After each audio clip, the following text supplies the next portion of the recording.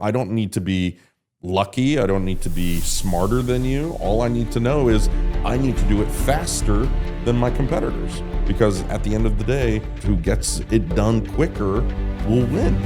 I'm not going to have someone live in something that I wouldn't live in. The people that are actually paying your paycheck and the people that you should really be concerned with what they think of your property are actually on your property every single day. Residents. The residents are your CEO. Eddie, welcome to the show. Thank you for having me. And thank you for coming all the way here to Atlanta to visit so we could do this in person. I think it's extremely important for the feel, for the realness of the entire conversation to do in person. So thank you for agreeing to do that. No, I appreciate it. I love Atlanta. Originally from Kansas City, so always great to come see. I have family here in Atlanta and family and friends, so it's pretty cool. You mentioned originally from Kansas City, so let's start with the origins. Let's start with your origins. Let's start from the very beginning. Yeah. No, absolutely. Grew up in St. Louis, actually, but then went to school in Kansas City. And really, Kansas City became my second home, just because that's kind of where I grew up. You know, college-wise, that's kind of where I established my roots after leaving St. Louis. So went to school at UMKC, did my undergrad in biology and chemistry, of all things. It's like I had to pick the hardest two subjects just to not go to medical school, right? Medical school was like my parents' desire for, you know, Middle Eastern parents. They want you to either be a doctor or a lawyer or something like that. So it was quite funny that, you know, I picked the two hardest subjects and then ended up going into higher education and student affairs and real estate. So, but it was a great college experience, urban institution in the heart of Kansas City, Missouri. And it's really where I learned a lot of either about myself and just about how to kind of lead, you know, in general. So it was really the foundation of, you know, kind of what brought me all the way to where I am today. So it's kind of crazy how that kind of influenced everything. So, you know, that initial experience. So yeah, did my undergrad in biology and chemistry, and then loved just being at the university and surrounded by all those people and interacting with, you know, the faculty, the staff, and the higher ed folks. And then decided to, I took like one course to figure out whether or not I wanted to do higher ed administration. And I just fell in love with that one course. It sounds weird, but it was student development theory. And it was like, I could see the cycles of how a student developed in my day-to-day operations.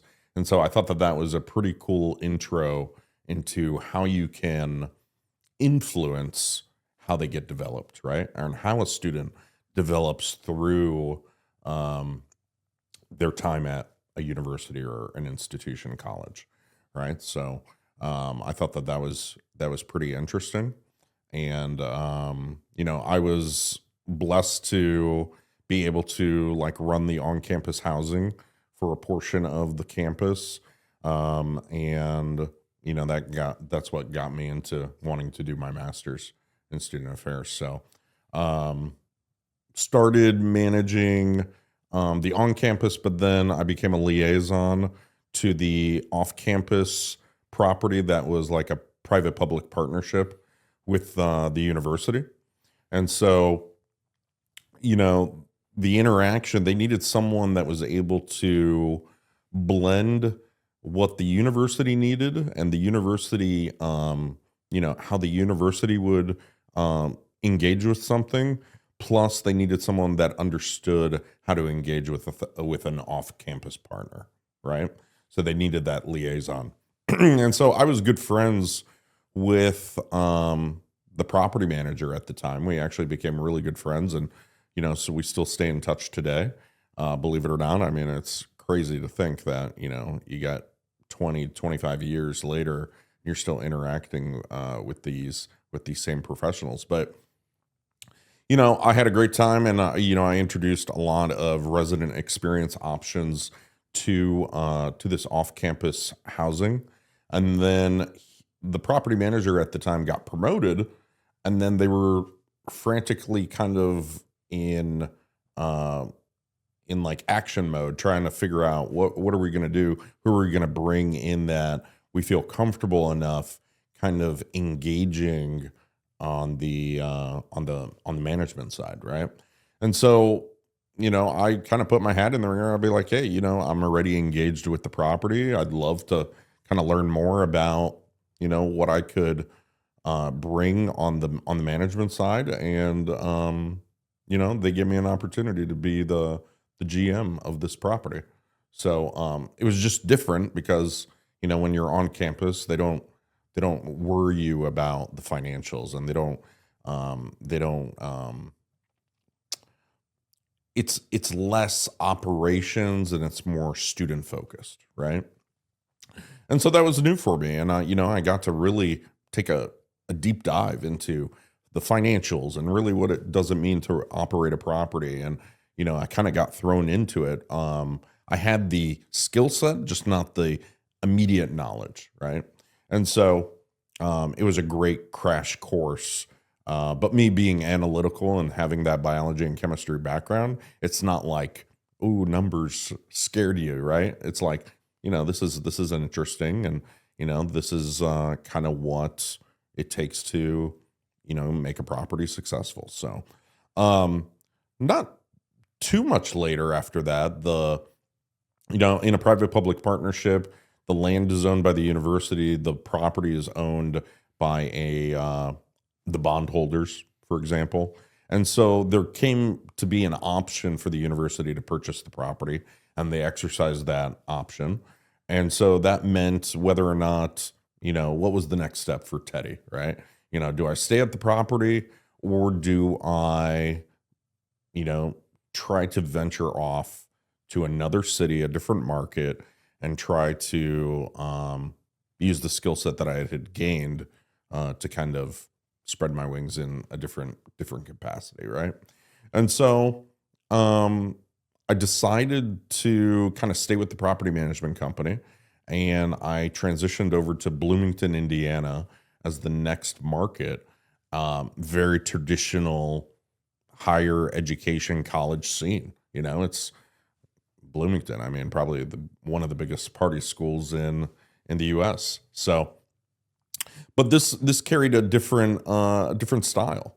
Ultimately, it was a distressed property, a much older property, not brand new, from construction. And so it took a little bit more hand holding and a little bit more finesse to get the property going. So that was definitely a new experience. It's like, I've always had the philosophy, like, I'm not going to have someone live in something that I wouldn't live in. Like, why would I want to present that as an option, right? So, that was always the philosophy, and making sure that units are cleaned, the units are painted, it's welcoming. So, even though it was distressed, we made the best of the community that we were able to do. And, it ended up being successful. I mean, given the tools and the project that we had at hand, we turned it around the best we can. But yet it was just yet another experience that was just different from my Kansas City experience, right? And so I was able to kind of learn and grow from that experience on, operating a newly constructed building is different than operating a distressed asset. Totally. So, there came an opportunity to kind of move from Bloomington, Indiana into another role. I think, kind of word in the industry very earlier on in the industry kind of got out that, I could be a fixer of many different things. Even though I was still pretty early in my career. But the industry was so small back then, right? Student housing back in, you know, '08, '07, you know, um, student housing was just making its entrance really, over the course of the last 20 to 25 years. I'm curious. So, why you're saying that? I'm assuming, right? I'm not like I don't have deep knowledge of the history of student housing, but I'm curious. Why do you say that it was just getting started? Because I'm assuming there's not a big difference between how many universities we had back in '08, and correct me if I'm wrong, and today. So, what were the differences? Why was it like way smaller than what it is today? So, student housing back then was seen as a risky investment, right? Because it's like, oh, your students are going to rip up your property and they're going to destroy your property. The institutional players hadn't came to the table yet, right? The majority of what was being built was more private public partnerships. And, obviously there were still owners of student housing, but it wasn't as, it was like the bigger players hadn't become aware of how resilient and how great that asset class was. Everyone was in multifamily, they were in affordable, they were in different asset classes, but and then they got bit in 2008, right? So everyone was just cautious. It's almost like there was a reset on investment knowledge and investment, breakdown on okay, well, where do I put my money now that the market has crashed, right? So it's almost like there was a market reset. And I truly believe that was like the second, there was an equilibrium that came to the markets overall. And it was like almost a reintroduction of student housing into the investment world, right? People started taking those risks and understanding, hey, this is something we can own, and they could actually see some significant returns, right? And so what had happened during '08 is that even though investments and everything dropped in the stock market and the housing crisis and everything like that, there became an asset class that was resilient through that. Because even though we were in a recession, people went back to school. People wanted to engage and fine tune their skill set. And so what happened was, as you can probably imagine, enrollment grew versus, people going back to work. A lot of people got laid off back then, so they had to refine their skill set, and hence they wanted to engage in different capacities with the university. So you saw a nice bump in enrollment, which I think, there were definitely some investment folks that were like, we need to take a look at this. What is going on with housing near universities and colleges, right? If you were in the multifamily world or in the hotel world, you were probably engaged on that data because maybe you owned a hotel that was adjacent to an urban institution or an urban core city, and you saw that bump about, parents and, parents' weekend coming to the university. But there was still that disconnect between student housing. It's like back then it was like, really? Like you're going to rent it out by the room? That's going to be favorable to people. But they tend to not realize that living on campus was two people to a dormitory. That was actually considered not, favorable compared to, leasing out by the bed. And so, and it was still very, very affordable back then. So, but, back to the transition between Indiana, I was able to take a role with a different property management company in Arlington, Texas. And it was a newer asset next to the University of Texas, Arlington, right? And so one of my brothers had lived in Texas, so It was an interesting move just because, new state, I hadn't really lived outside of the St. Louis, Kansas City area, but it was a new experience. A property it was really beautiful. It wasn't like distressed or anything like that, but from a financial standpoint, they hadn't really seen a day over like 85%. And so there was always this question, like, what needed to occur for them to be able to increase that occupancy? And so it was always this question from ownership. It's like, what do we need to do? Like, why are we not, and it was a one owner. They were out of Dallas. You can probably imagine they were an investment firm, and they were probably like, what did we get ourselves into? Like with student housing, like, was this even, the right direction to go? And so, I got recruited to be their general manager, and immediately it was like, this property is gorgeous, well taken care of. But the component that was missing was the relationship that the property had with the university and the relationship that we had with the community. That's what was missing. And it wasn't very, like, from an operational assessment, you couldn't just notice that, from the financials. And so, I want to say, like, that is probably when the aspect of a master lease was born, right? It's like, oh, the university needs housing, and there's this thing that you can actually have a relationship with the university. Well, I mean, I had already experienced that with my previous days. So creating a relationship with the university became supernatural, right? Like, I had reached out to the student affairs office. I said, hey, we're managing, we manage this property. We'd love to create, a relationship with you all. If and when you guys fill up your housing, wouldn't it just be comforting to know that you have your residents at a place that is managed by someone that has a student affairs background? And they're like, oh, wow, that we haven't heard that before. It was very rare for someone to be in property management and have a student affairs background. Now, today, you see it very, very often, right?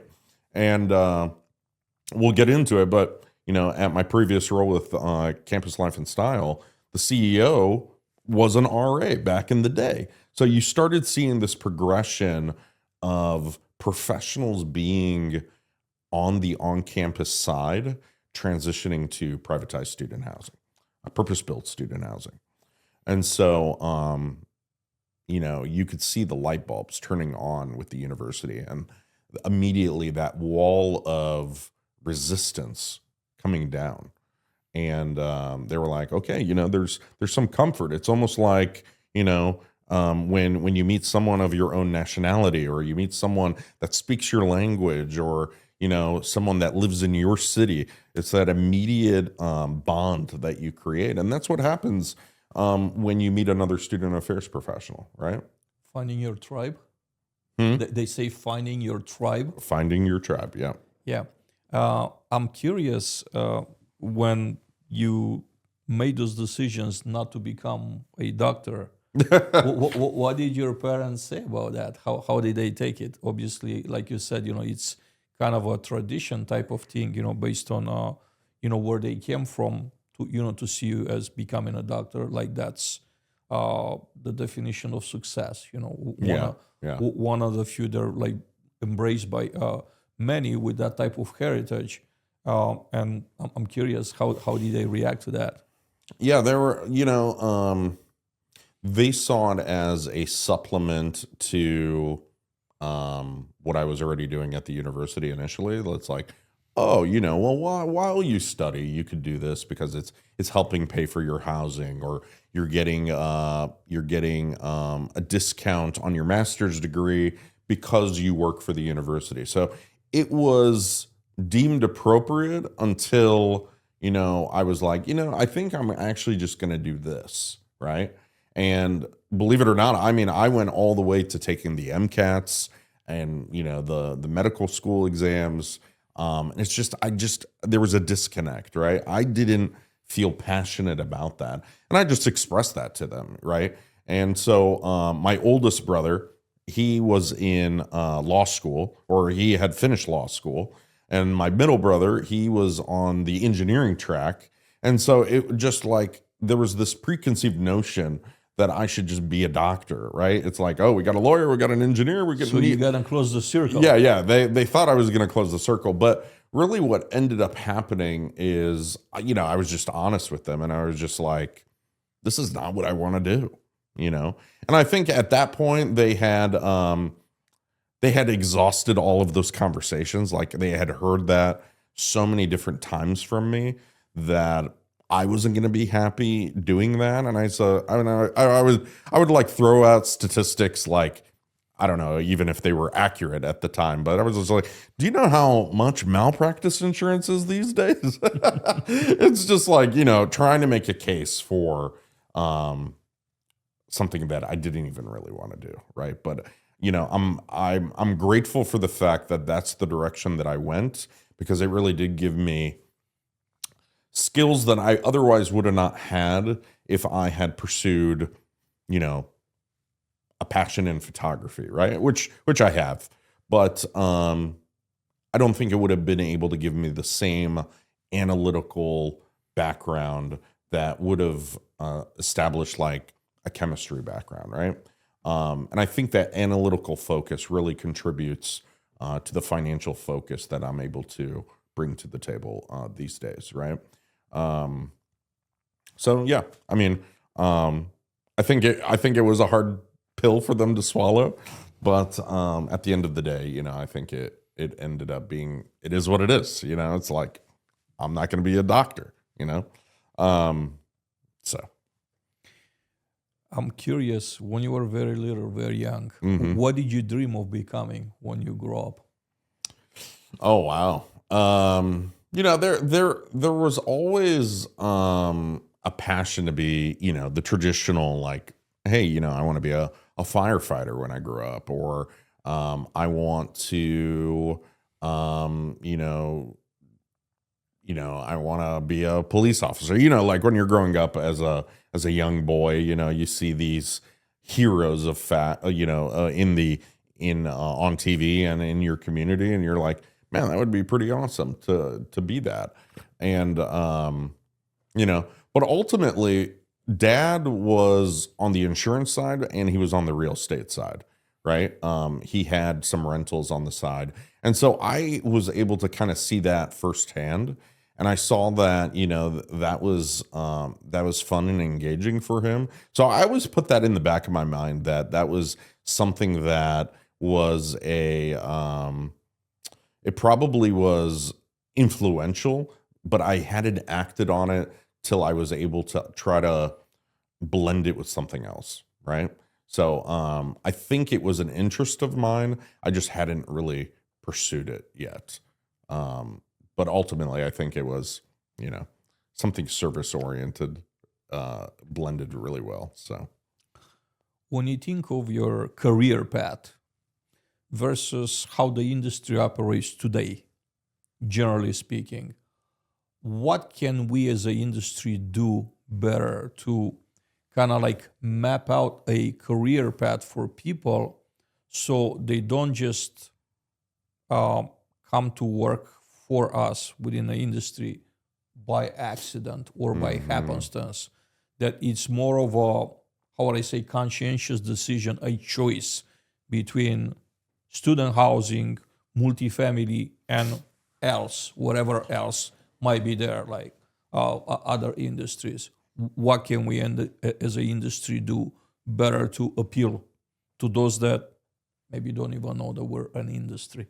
yeah, they don't even know property management can be a career. No. Right. If you ask people, they realize because they walk. Some of them, a lot of them, live in apartments, but they're not thinking of us as an industry, like all this, engine, all this stuff that's behind the scenes that actually keeps the buildings running, keeps the lights on, uh, and then collects rent and all the other activities that happen. Like it's a very complex, and it's also like a multi-trillion-dollar business. People don't realize between the buildings and everything, all the services around. It's a multi-trillion-dollar business. Yeah. It's an incredibly large business. As an industry, we need to do a better job of mentoring and nurturing our folks on the ground. These students that we engage on these $1 million properties, $50 million, $60 million properties, and they're in a capacity of like a leasing professional, and they're just doing it to pay their bills, or it's a part-time role for them. Maybe they're not fully engaged, but we need to do a better job as an industry engaging them, right? Mentoring them into whether or not this could be an interest of theirs. Meaning, give them more responsibility, engage them on the operations, and make them a part of the process. And I think that's what had happened to me. I got so involved on the student experience side, and then I got involved on the privatized student housing side that you just fall in love with it. That's all you love, the chaos of it all, and you love the interaction and the community building, right? And so as an industry, if we do a better job of identifying students and or young professionals that we feel could be the future of the industry, we need to be able to identify those folks, right? And then in addition to that, we need to give them the resources to expand on that professionalism, right? All too often, someone is great at our properties and they've been a leasing professional, and we promote them to full-time, and then we promote them to leasing manager, and then maybe they're stagnant for several years, right? They don't ever get the chance to be a general manager, or that when they become a general manager, they become stagnant. There's a lack of growth within the industry, or an option to grow, and you have to do a better job of giving them opportunities, whether or not it means you go help out at another property so that you see how a different asset is functioning. Like if you're at a brand new property, then maybe you should go to an older property. But the other thing is that the industry as a whole should advocate to the universities and the institutions we support, and advocate for a degree path in executive property management, is what I believe. I'm fascinated the way you explain your career path and then your vision about how we could do better as an industry. And I'm just thinking, did you ever consider writing the playbook, like actually writing career paths, basically by replicating your personal experience and put that into like a formal document to say for, newbies in the industry, or for people that haven't even heard of us yet, advertise to them and say, you could become this person, like, look at me. A combination between like your story, like storytelling, and also just something in writing that's like more of a like structural way of like doing this, whether you get a degree, whether you don't get a degree, but these are some steps that you could follow, and this is how far you could move. I think there's a lot of substance and still a lot of appeal in the American dream and the upward mobility. And this is, as a society in general, is still like, I think what really keeps this country running and thriving, it's still the American dream. But in particular to the situation of, student housing, I think, you have an amazing story that could be like really put in writing and expanded to those that. No, that's a great idea. That's a great idea. And a curriculum that's established around that and presented to a university. I forgot to mention, when I was in Kansas City and I was managing the on-campus housing for UMKC, I was given the opportunity to teach a class at the property. So they had a classroom on campus in the on-campus housing that I was given an opportunity to teach.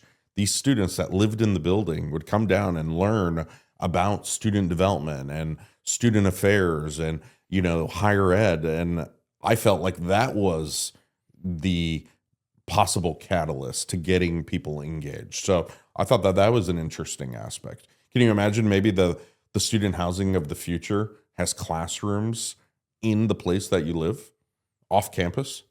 There would be classrooms and the faculty would actually come to the off campus and you'd be able to, I mean, lack of a better example, roll out of bed and go to class. I mean, you do that now, but you're going to a lecture hall, right? But how cool would it be to engage the academics within the housing community? I think that that's the way of the future. I want to stay on the future part and expand the scenario a little bit and just say this. I think the traditional university environment, from outside looking in, right? I didn't go to university here in the United States, but Sure. just from what I'm seeing, the academia versus what's happening in the world, I see that there's a gap that widens. Why? Academia, it's not moving at the same pace as the world. Mm-hmm. And when I'm saying this, I'm thinking technology and especially artificial intelligence. Sure. Right. So I think we're really close, if not at this point, we're already at the point where if you go to pick certain degrees and you want to graduate, become whatever you want to become. I'm not gonna name any professions because I didn't give it enough thought, right? So it's not a vetted thought yet. But I'm thinking there are actually professions right there that you could go prepare for. And by the time you graduate and you could practice, that thing becomes obsolete. Oh, yeah. Do you see that as being a real scenario that probably it's happening as we speak, right? So someone pays for an education, they had to deal with, a significant amount of debt. And then at the time that they graduate, they're just graduating something that's is not a need for it in a market. Yeah, I mean, unfortunately, that could definitely be the case. You know, the degree of philosophy. It's what, I mean, would you just go work at an art museum and curate art? Or, I mean, to tell you the truth, I don't know what, I mean, I think it's one of those liberal art degrees that gives you just a foundation into, sociology, right? It's just learning about people. But, I heard if you were to do any degree, right? I heard this from a CEO once, that if you were to do any degree of all the degrees, the most powerful degree is a degree in English. And a degree in English is more powerful than any other degree because you are able to effectively articulate and provide a narrative better than anybody else. Doctors have a really tough time connecting with their patients. Lawyers sometimes really have a hard time articulating with their clients on what's the next step in the proceeding. What is this? Even in property management, there's a lot of communication disruption on how do we communicate with our prospects? How do we communicate with our residents? Are they Gen Z, Gen Alpha, Generation Beta?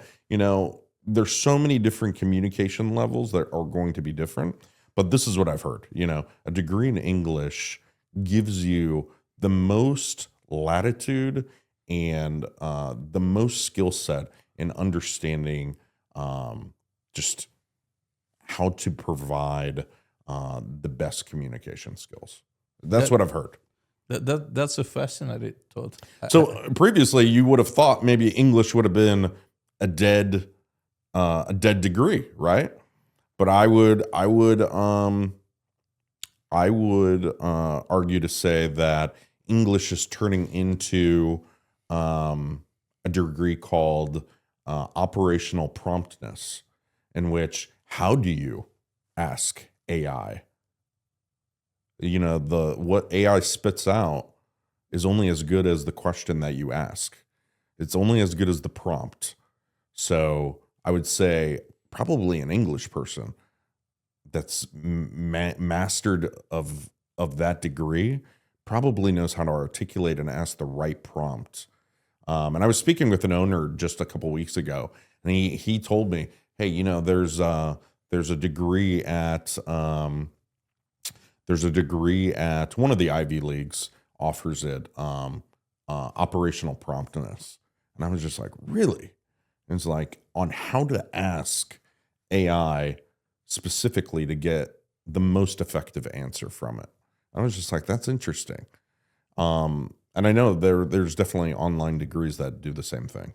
So That's actually very fascinating because I think along the same lines, right?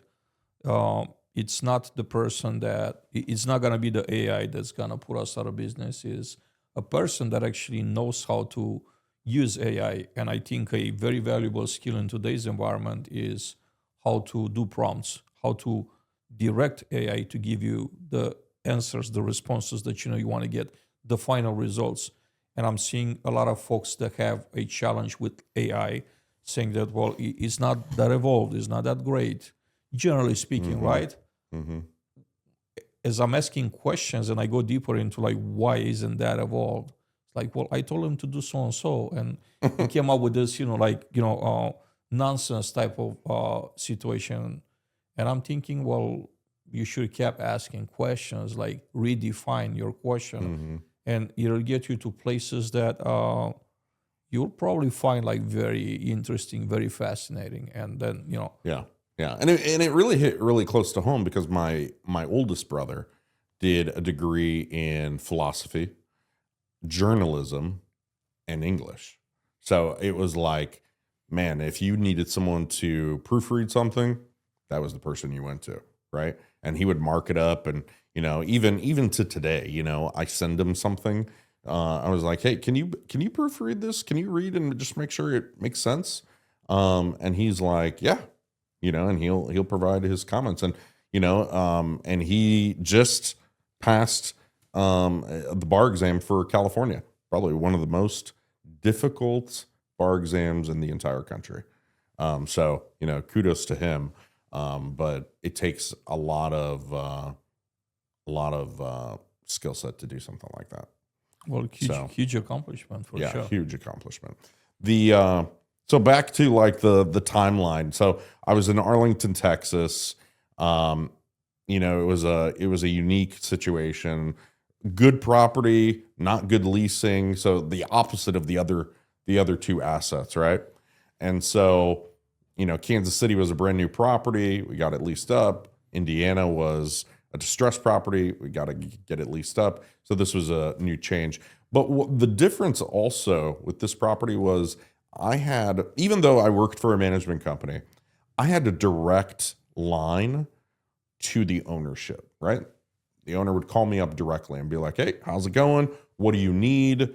What are some of the aspects that are challenging you? What do you need from us, right? And so that had been new because I didn't engage with ownership at all at the Indiana property. Like the regional handled that. But at this property, it was already understood that the regional would be looped in, but really the owner called the shots, right? It was third party, right? The other two were owned assets. And so it was my first introduction into third party property management. And I was like, okay, this is cool. Like we're actually representing someone else that owns the property. We don't own it, or the university doesn't own it. It was a different feel. And so that team effort of an owner calling you up and basically asking you to give direction on the next step you should take to make the property successful gave me a lot of, made me feel very ambitious, and really like, it made me feel like I was really like part owner, even though zero equity stake, but I felt like it was my property, right? You have someone that actually owns the property is asking for your advice. And that's like, I was like, oh my God, this is this is really great.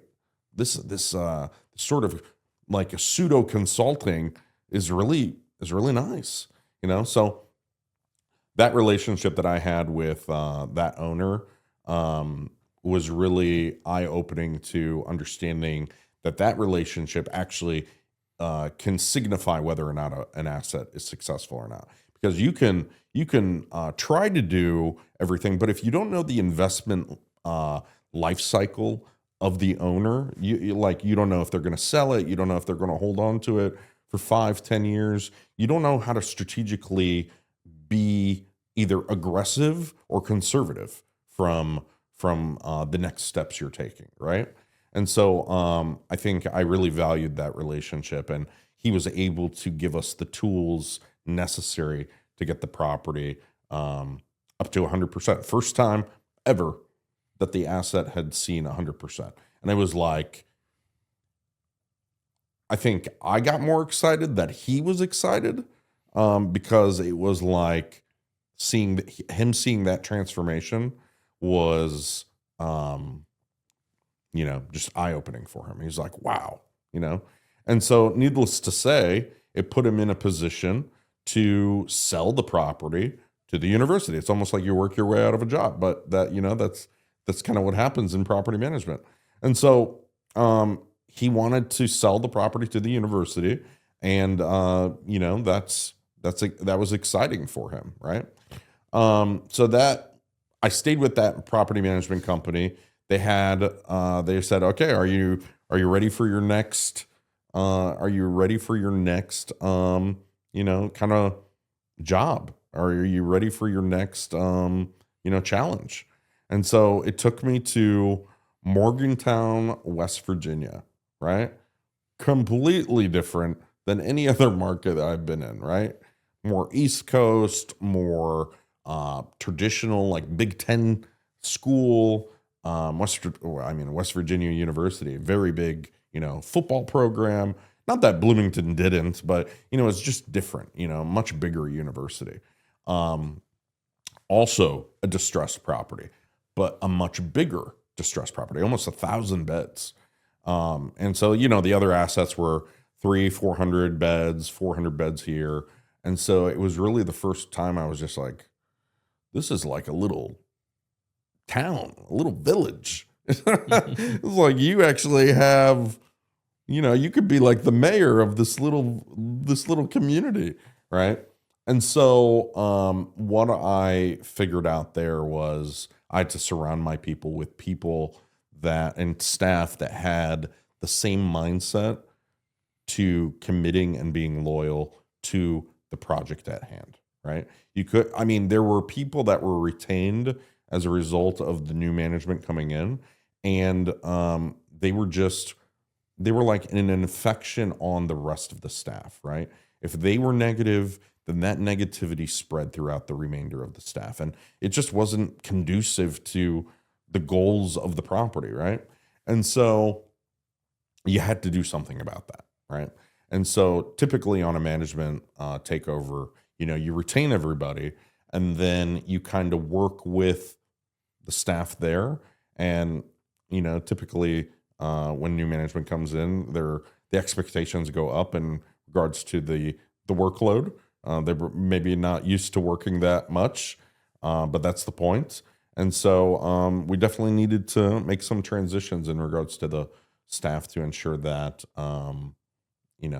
we had the best staff running the asset, right? Huge property. We had to do concessions. We had to do something to kind of jumpstart the leasing life cycle. Just to tell you, that's like every 10 leases is 1%. How daunting is that, right? It's like you sign 100 leases, cool, you're at 10%. That's a lot. Yeah. So, on your traditional student housing portfolio, like if you had a 400 bed property, imagine leasing up your 400 bed property 2.5 times over. It's a lot. It is 1,000 leases. Yeah.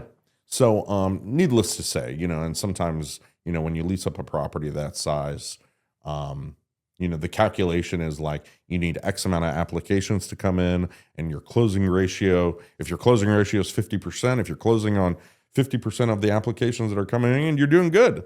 So if you can imagine, maybe you have a renewal percentage of 30, 40%. So you have, 60% left to lease, you have 600 beds to lease because you renewed 40%.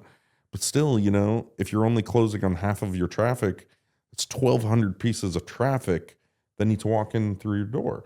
And so just knowing the math and knowing it, breaking it down is okay. So I need 1,200 pieces of traffic, right? How many is that per day? Like how many pieces of traffic do I need a week? Okay. 50% of that I'm going to close, God willing. And so how many weeks do I have left? Oh, you only have 20 weeks left in the market, in the leasing cycle.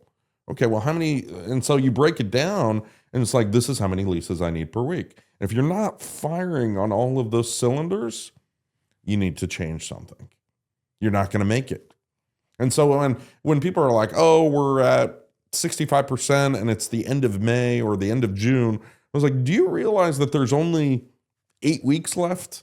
It's like, and you have 1,000-bed property, you're not going to make it. You should have changed something earlier on. That should have been something that you should have identified earlier on in the leasing cycle. So that's one of the strategies that you can implement at a much bigger property that, I learned, and I still use till today when we're planning marketing plans, or you're looking at a certain asset, or you're looking at competitors, and you're looking at the life cycle of what the market does. Part of the philosophy that gets built into that is speed wins.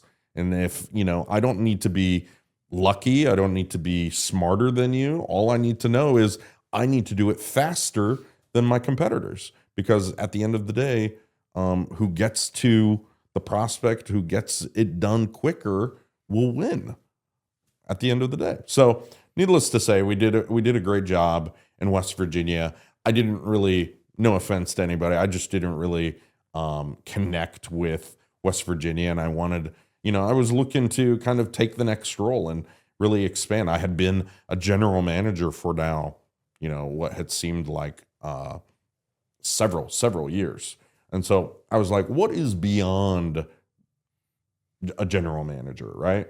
And so what opportunities are available? And so I kind of put my hat out there, and I was recruited to be an area manager over a portfolio of properties, right? But it was up in Oregon, right?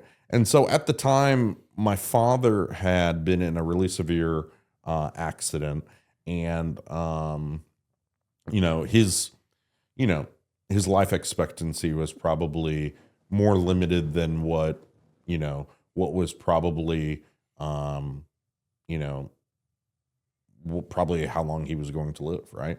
And so the entire goal was to try to get closer back to the Midwest, right? And so I obviously had to make a jump to Oregon before I could make it back to Kansas or the Missouri area, just because those opportunities weren't available in that area. So, working on fine-tuning my skill set, I took an area manager role up in Oregon, and it was University of Oregon, really big football school, and Oregon State. So I had 3 assets, two in Eugene and 1 in Corvallis.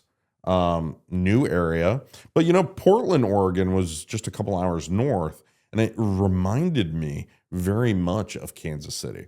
And so it was like comforting to know that, Portland, Oregon, it kind of had that vibe and had that, it was like that urban midtown feel. And I still have visited Portland in, the past. And it really just, it just reminded me of Kansas City, Felt like home, huh? Kind of felt like home. So, and the challenges there were very similar to the challenges in Arlington, Texas, right? No connection to the university, brand new properties that just got built across the street from Matthew Knight Arena, the basketball stadium. And the owner was part owner of, He was the former athletic director at the university. So there was ties, but they just hadn't connected the dots, right? And so, 2 properties in Eugene, one in Corvallis. The Corvallis one was a brand new development, which was new as well, because I was involved on the one in Kansas City, but not as involved as the one in Corvallis. So that was really, really exciting. But building that connection to the university was strong, because what had happened was the vice president of student affairs up in Oregon was a previous student affairs professional that I had known from Kansas City. It's like, what are you doing here? It was just like the dots were connected, and it was, again, like, you're part of my tribe. It was very much like, well, what can I do to help? Like, what do you need? Like, who do you need to be introduced to? So it was an immediate draw into the community, right? And bringing these assets into that relationship. So I did that, and I was really fortunate to be able to get that experience of new development and on the Oregon State side. And and that was also third party. Both Arlington, Morgantown, and the Oregon assets were all third party. So I was already like saturated in the mindset of owner alignment and understanding what owners need. And this one was interesting, because he was like, the management company we have is like a Cadillac, right? And I don't need a Cadillac. A Chevrolet will do.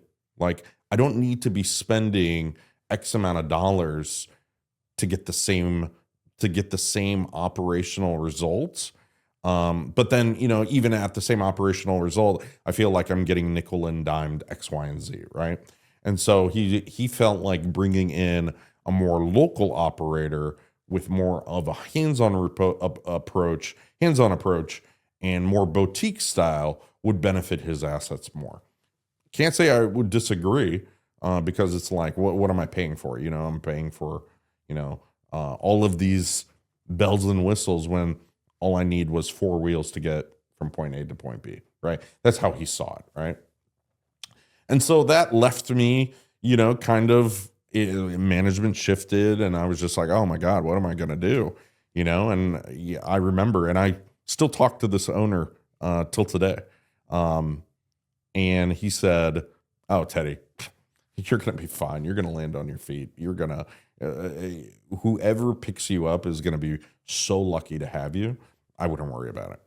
And, within the next, couple weeks, I had a call from someone on the HR side of a different property management group that owned a property in Lawrence, Kansas. And I was just like, oh my God, closer to home. And she's like, well, the problem is we're going to lose the management unless we get a home run for this owner. And I was just like, hey, you're talking my language. I can do this. She's like, yeah, but it's a much older asset, like 1960s vintage. I was just like, okay. And she's like, and one other thing, it's a scattered site portfolio. Like, you have 3 buildings, like 3 parts to the portfolio are scattered throughout the Lawrence area. I was just like, okay, I mean, I guess that's interesting. You can drive to each part of it, right? And she's like, yeah, 1 office, but you have to operate those 3 assets, scattered site. And I was just like, you know what? It's fine. It's yet another experience that I hadn't received yet. And so, it's going to get me closer to home. It's going to get me closer to Dad so I can visit him more often.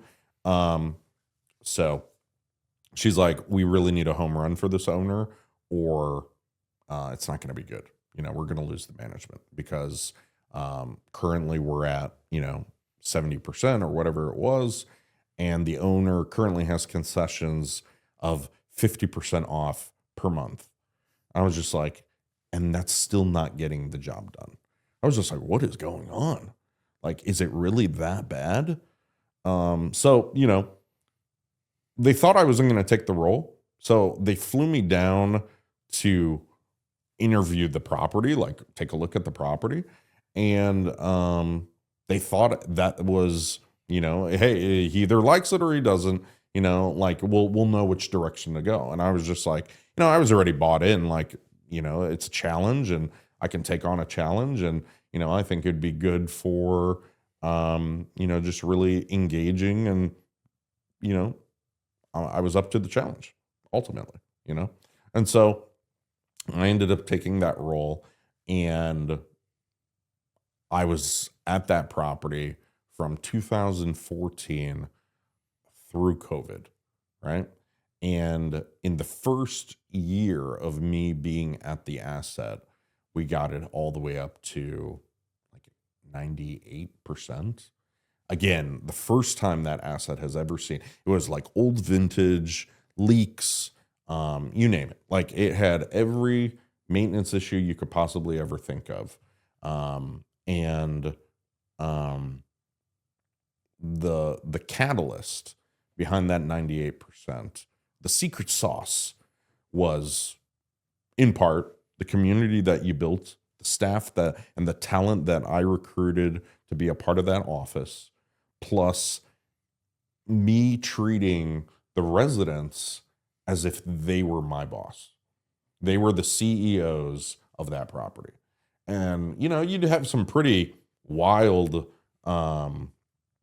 personalities, Lawrence, Kansas actually was very similar to Oregon from the fact that, it was like, I don't even know really what word would describe it. It felt the same. Like I said, Portland reminded me of Kansas City, and that surrounding area was very similar. Right. So the secret sauce, and I mean, this is like something that everyone should really take back to their properties, is that once I treated the residents as if they were my boss, all too often you clean up your property and, that an executive's coming in from your corporate office, and there's an ownership visit and you clean up your property to make it look good. And that's typically what happens, right? But you're missing the fact that the people that are actually paying your paycheck and the people that you should really be concerned with what they think of your property are actually on your property every single day. Residents. The residents are your CEO. And so,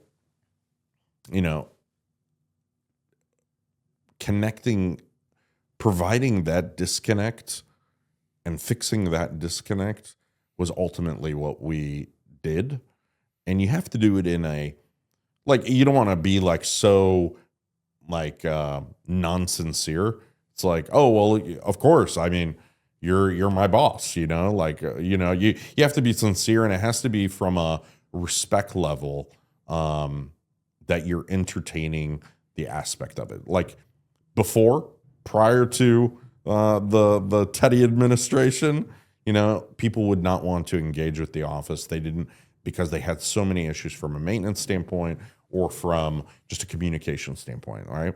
And so once we had established that there was, a new sheriff in town, a new management, new aspect, my cell phone number was on all my business cards. And people were like, you're crazy. You're going to get called at every hour of the day. And it's not that I got called at every hour of the day. It's that I wanted to ensure that people didn't make an excuse for accessibility. It's like, you have access to the manager of the property. Now, if it's an emergency, use it. If it's not an emergency, don't use it, But it was an open line of communication. Can you imagine if the president of the United States gave his cell phone number out? It would be crazy, right? But how would that make you feel as a citizen of that community? Like, hey, I have a direct line to someone that's running my country or running my property or running my community. And that's, neither here nor there whether or not it was right for me to give out my cell phone number, but I had to take drastic measures to turn the community around. And that's what we had to do, right? And that was just one aspect of treating them as the CEO.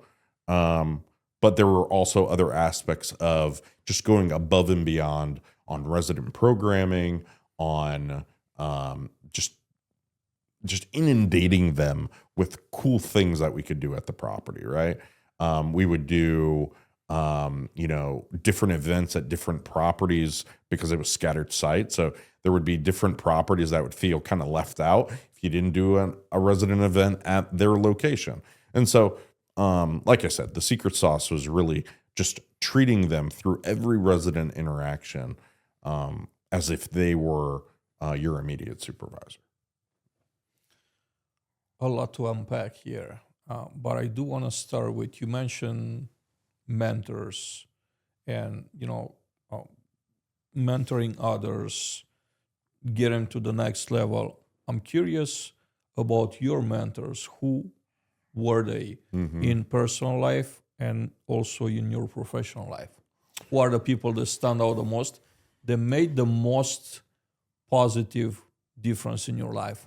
Yeah, definitely a lot of different supervisors on the student affairs side, because they really governed their staff with respect and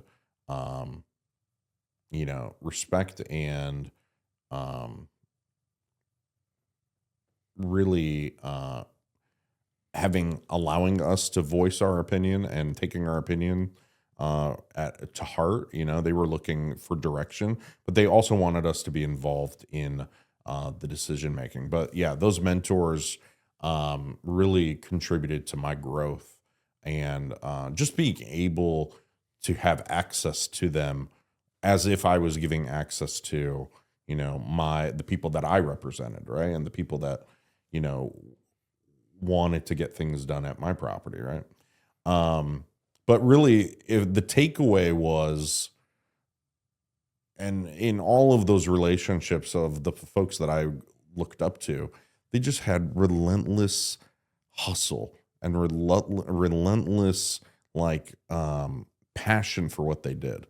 And it's like, if you didn't enjoy what you did, then that definitely wasn't for you, right? And that was okay. If you didn't want to be in the industry, that was fine. But, it really allowed for me to grow in my career by really looking up to those folks. And then obviously my father, being in real estate, and, I would share with him kind of what was going on at each of these assets. And he would share with me, when he originally came to the United States, he made $400 a month, and rent was like $40 a week. I was just like, $40 a week? Rent was $40 a week? And it was just like, and it was like a co-living situation back then when he came, in the late 60s. And so just being able to just fathom, and like houses at the time you could buy for like $30,000, and that was expensive at the time. And those same houses today are probably going for $250,000. So no, I'm really fortunate to have had really great supervisors and really great coaches and mentors throughout the way, and even just in the industry, not necessarily people I've met, just the hustlers of the industry really from afar influenced me. You walked us through so many success stories that you had with different scenarios. They weren't like a copycat of the previous one. Every single one has its particularities. Mm-hmm. Have you ever thought about writing a playbook for student housing based on your personal success stories, and actually use that as a manual, use like things that you have done throughout your career to actually help your current company, or even to help like the industry in general to, not have to learn the hard way every single time? It's interesting you say that, but like there could definitely be standard operating procedures, but it's almost like every market and every asset is unique in of itself, right? You can't cookie cutter one strategy. It's like it's related, but you can't cookie cutter it to every asset has its own special nuances, right? And the same asset, for example, that may have been turned around 10 years ago, it's just like the market has shifted and you can't use the same strategy over and over and over again. It's interesting in that regard. So it's almost like you have to go in with a fresh outlook of that asset, understanding what the challenges are, and then understanding what the opportunities are. And then you make the assessment based on the current state of affairs, right? Yeah, I mean it's that simple, but it's that challenging that you can't just be like, okay, this is what you do when you have a distressed property. There's definitely some basics that will always be true, but I think that that's where the skill set comes in. You know, being able to be analytical and then be able to be non-emotional, like you're not emotionally invested into the project. And that's why owners are challenged. You know, they're financially emotional. It's like, why aren't you X% leased? You know, I can't even pay debt service this month, you know? And so there's an emotionally trigger that allows them to make decisions because they're emotionally attached versus someone coming in that has no ties to the property and can objectively look at the asset and say, regardless of how you feel about it, this is what you need to do.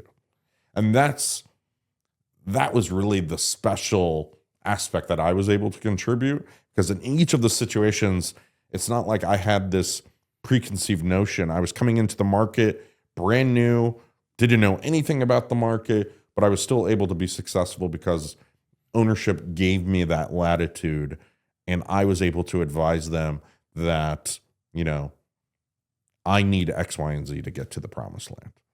And they trusted me. Trust is a big thing. Yeah. Of course, many variables, as you say.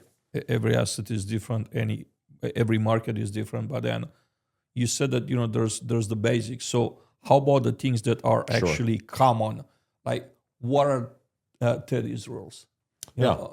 Teddy's rules for assessing a current situation and then putting together a plan, again, with understanding that there's so many variables. There's also things that don't change. Yeah, the basics don't change. What are Teddy's, you know, and there's several, basics? but we can definitely get into a couple. Of course. And some of the basic things that you may not even really consider that really implement the success of a property is your first impression, right? I am talking about first impression of the property, but even more, if you dig in, you know, even further, is that regardless of how old your property is or how new your property is, your property should be clean, right? And if you have garbage and you have other aspects of your property that are just non-appealing, regardless of how old your property should be clean, right? And if your property is not clean, that is a clear indication of the lack of investment that you have running your property, period. Basic fundamental policy, right? As you build into that, when I come into a property that I hadn't been to before, and I walk in and the leasing manager is in PJs and looked like they just rolled out of bed, that gives you an aspect of how invested are they into the success of the property. How would you feel if you walked into a doctor's office and they weren't dressed in their uniform, for example? Do you even know that they're the doctor? A football team, you know, it's like, can you imagine the quarterback is in just general clothes and the rest of the team is in uniform? How does that make any sense? How do I even know you're on the team? And so like you get a lot of slack in the industry. It's like, oh, well, you know, we don't want to be, stuffy and wear blazers and be dressed up. And, you know, we're student housing. We should be cool. And we should be able to wear shorts, and we should be able to do this. But at the end of the day, the parents and the students of today are so well traveled that their expectation, I mean, even before coming to college, they've stayed at 5-star hotels. They've been to resorts. Their parents have taken them abroad. They've been to all of these fancy areas around the world. Their expectation is of one of which that when they're spending their hard-earned money, and it's not cheap, the student housing of today is not cheap. So the idea is their investment is in their son or daughter, and they're living at your property. Are you going to take care of my son or daughter? It doesn't look like you're invested when you look like you rolled out of bed. Versus, I walk into a property and someone stands up, they greet me, they say hello, they're engaged, they're dressed nice. I'm not, you don't have to have a suit on, but you should be in business casual, business professional attire, because that's your uniform. That's how I know that you're on the team. I'll share a story with you. I had just, I had went with the family to church, and then I went to the grocery store to pick something up for dinner, and an elderly woman stopped me to ask, when is your guys' next shipment of X, Y, and Z? I said, oh, ma'am, I don't work here. And she's like, oh my God, you just looked, you were just all dressed up. I just thought you worked here. And so they already assumed that I was part of the grocery store or part of the business because I was dressed up, right? How is anyone supposed to know whether or not you're walking around the property and you look like a hot mess? How are they knowing to reach out to you if they have a concern, right? You are not identified as a staff member of that property. And so those are fundamental aspects that, the return on your investment is not clear, but when you break it down to the experience that the students are having, they respect the office, they respect the staff better when you're showing respect that you are taking your role seriously and you're projecting a professional aspect outward, right? It's not very professional. I mean, you don't walk into Wall Street and you don't see the people on Wall Street in shorts and flip-flops, and it's not the environment, right? It's not that aspect. So what I'll leave you with in regards to that comment is, part of that fundamental trigger is that success is not this magical or mysterious thing. It's about doing the fundamental aspects of your daily items consistently. It's not like, oh, Friday we can wear shorts, but every other day we need to look professional. No, it's every single day you represent the property, you have to look the part, right?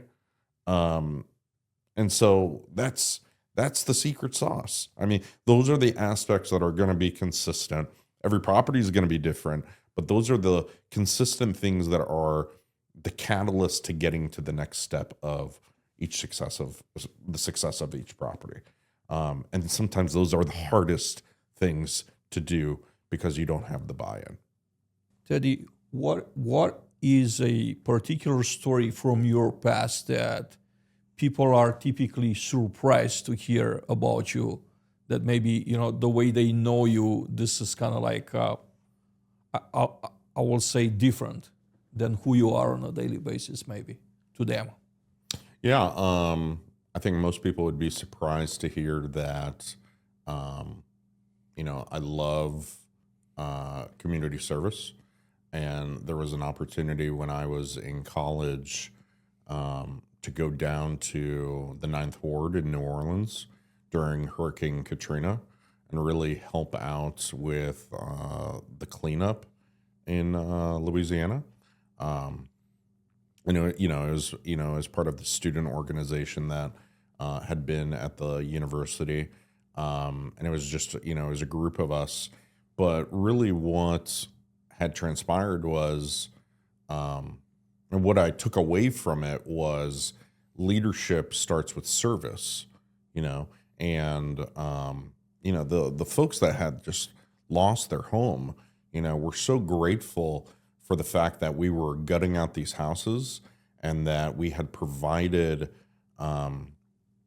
just we had provided them like a light at the end of the tunnel, that we were like part of the catalyst of restarting their home, and I mean, if you can remember, the Ninth Ward was probably one of the most devastated areas of Hurricane Katrina. So just being able to be a part of that, really, my takeaway was, leadership and service and giving back to the community. It's all like full cycle, right? It's all full service, right? You take care of the community that you serve, and it gives back to you.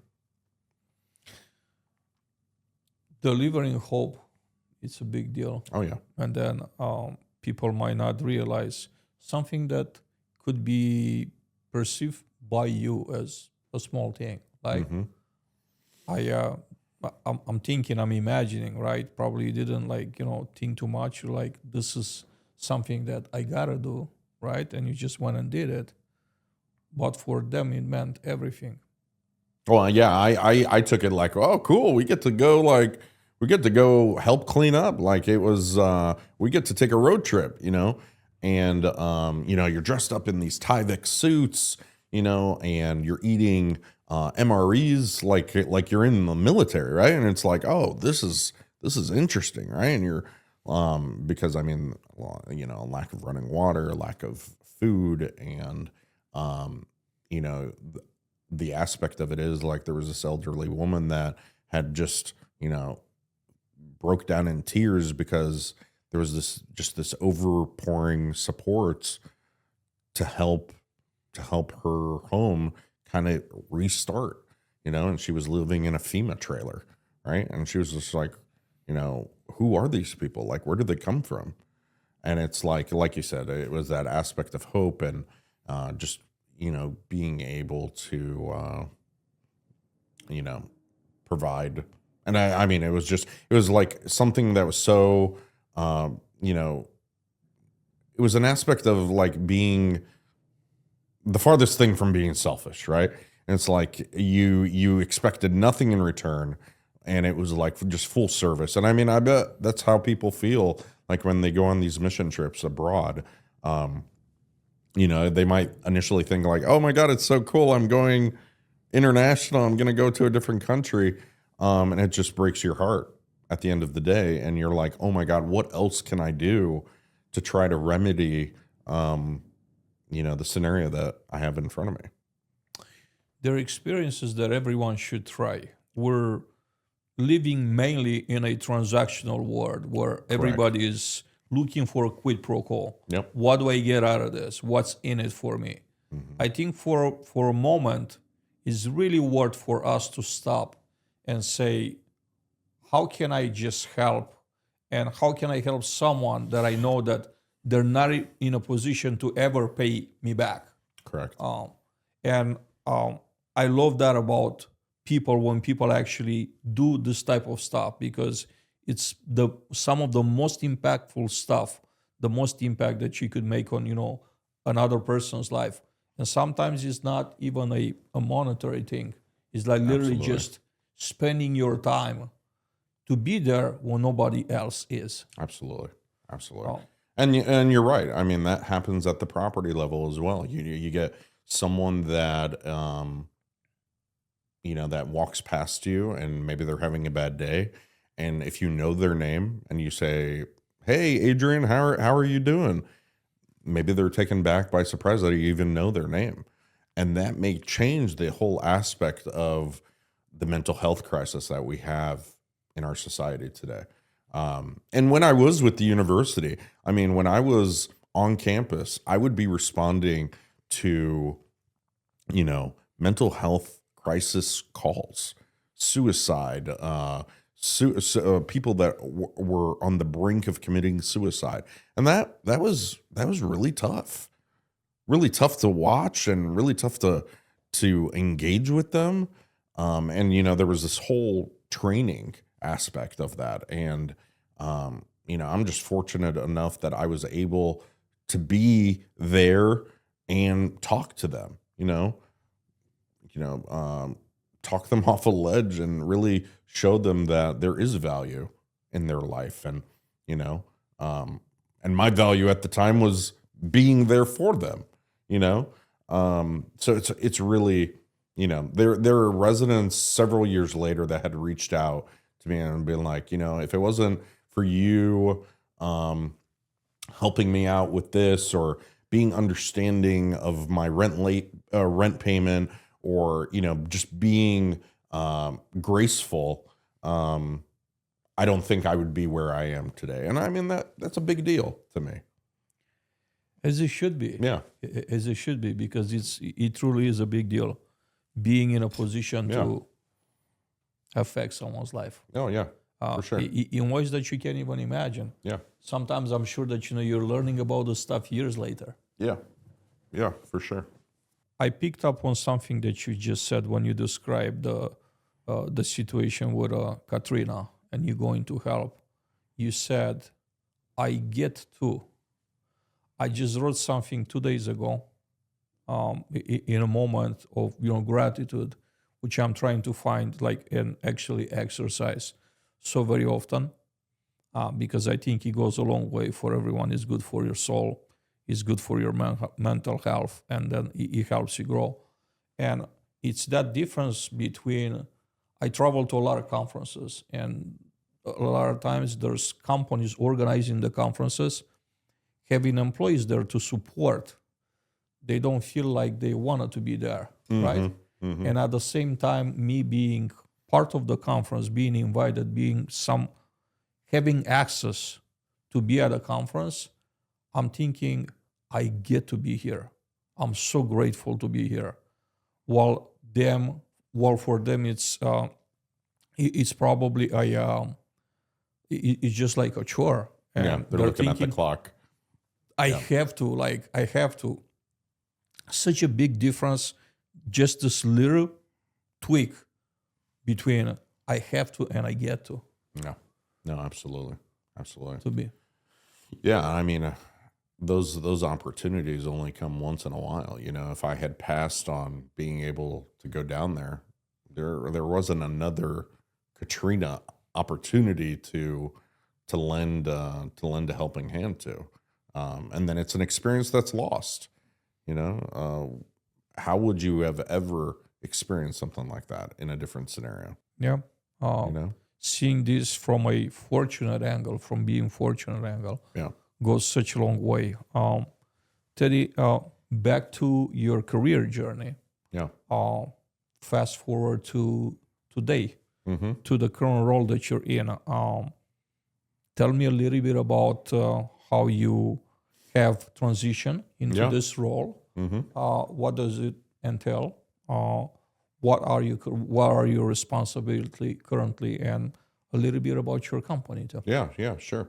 So from Lawrence, Kansas, like I said, I was there through the pandemic, and there was a dual role of internal business development and external business development. Internal business development being connecting the university to our assets and building that relationship. So I was really the go-to for establishing those relationships, master leases, et cetera, when I was with Campus Life and Style. And so there was an aspect of they were wanting to build out their third-party property management, and there was an opportunity to join the BD team, and it was really just the executives and myself really on the business development team. So I did that from 2020 through 2025, and like I said before, business development is about it isn't about sales. It's about the transformation of the property and introducing just a different lens to how you're looking at the asset, right? It's like I'm trying to show you that we can we can do something different and with a different operator, right? And so the introduction of business development into CLS was really exciting for me because I got to go back to that owner engagement, owner mindset, and really engage owners that really needed some really big help with their assets. So that's what really engaged me, and really I got excited about seeing them, really get excited about the transformation that was happening at their property. Like, I mean, at the end of the day, that's where I knew I was successful, when they were excited about the transformation that was happening at their property. What would you say that HH brings into the third-party management space that people won't find anywhere else? Yeah, so it was a great opportunity to transition from CLS to HH Redstone. I felt like it was a great next step from an executive level role, and being able to be seen as an industry leader and be able to kind of build out their third party management platform was really exciting for me. Build out that vertical. And really what HH Redstone has in regards to the benefits of using a more boutique style property management firm is that you get a true owner alignment in regards to that management. All too often these property management companies grow to such a huge size that the 1 to 4 owner property portfolios don't necessarily get the attention and the focus that they deserve, right? And majority of the focus is given to the institutional grade ownerships, right? Unfortunately, that's how it is. I mean, at the end of the day, you also have your owned assets, and you have the institutional assets, and then you have the owners that only have a handful of properties, right? And it's not. I don't think it's necessarily intentional, but that's what happens. The person that is engaged with the ownership to a higher degree sometimes gets the more attention and more focus. And so, we're more boutique style, and that allows us to be more hands-on from a management standpoint. And, we have 23 assets across the United States, and the majority of those are owned assets. And so from that owner alignment, we're able to really provide a lot of operational focus to any third-party clients that we bring on. We have the bandwidth, unlike some of the other bigger operators. You asked about differentiating factors. One clear differentiating factor is that we have an international leasing pipeline. We have offices in key global cities around the world, and we're able to tap into international populations that otherwise would not be able to, you wouldn't otherwise be able to have a presence in front of unless you paid like an international broker.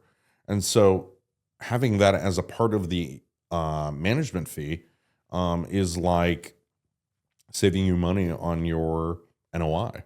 And so you get these bells and whistles without having to really mess with any international broker. We have that that attention of that group already. So both Korean students, Chinese students, Indian students, we are able to tap into those demographics.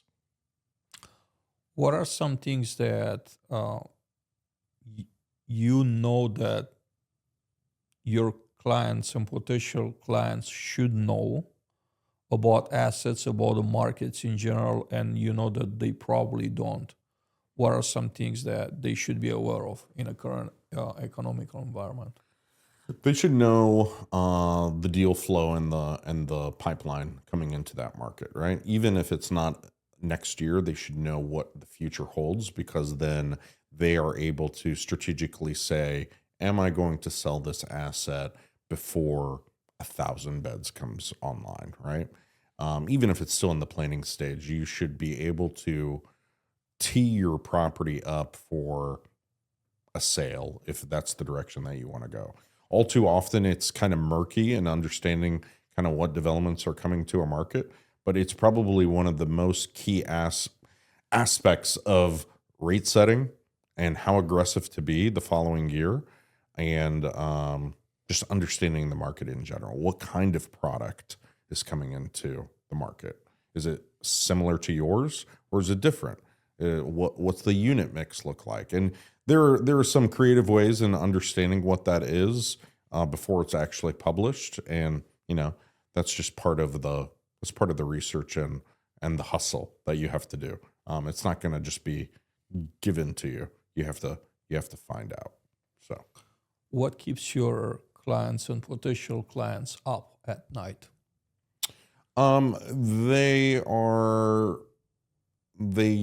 They can't get sleep because their properties are not leased up yet, right?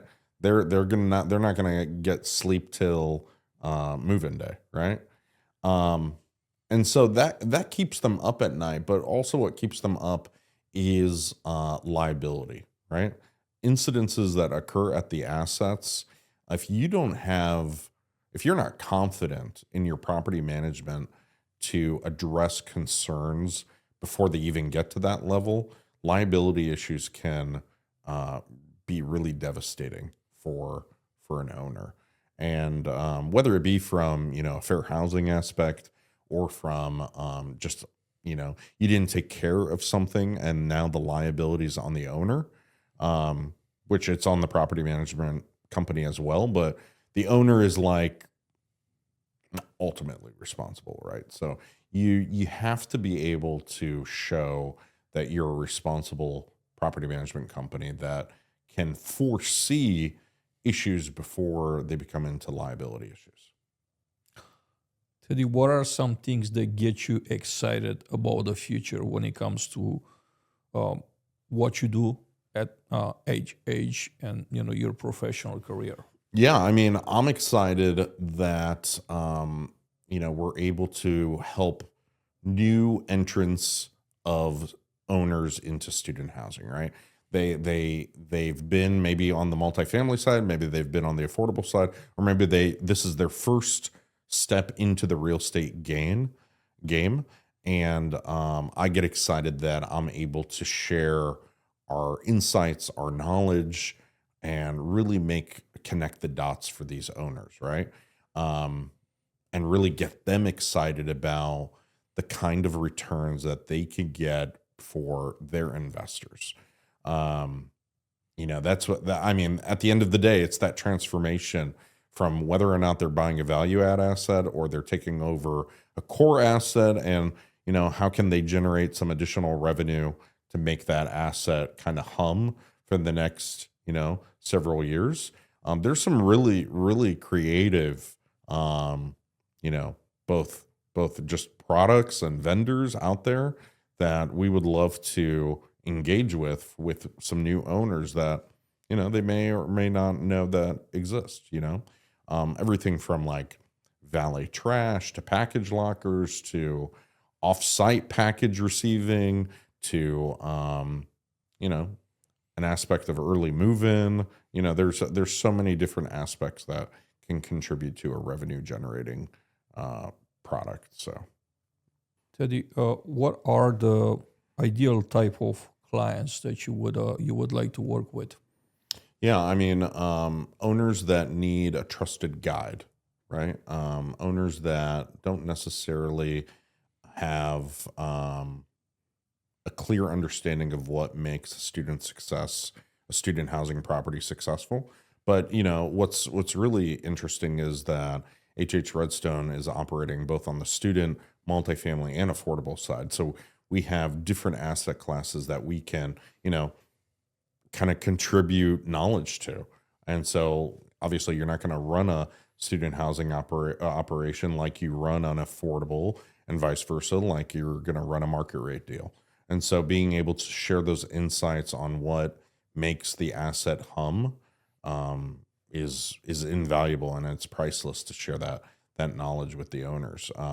But I get excited about working with first time owners that are just so jaded from previous management.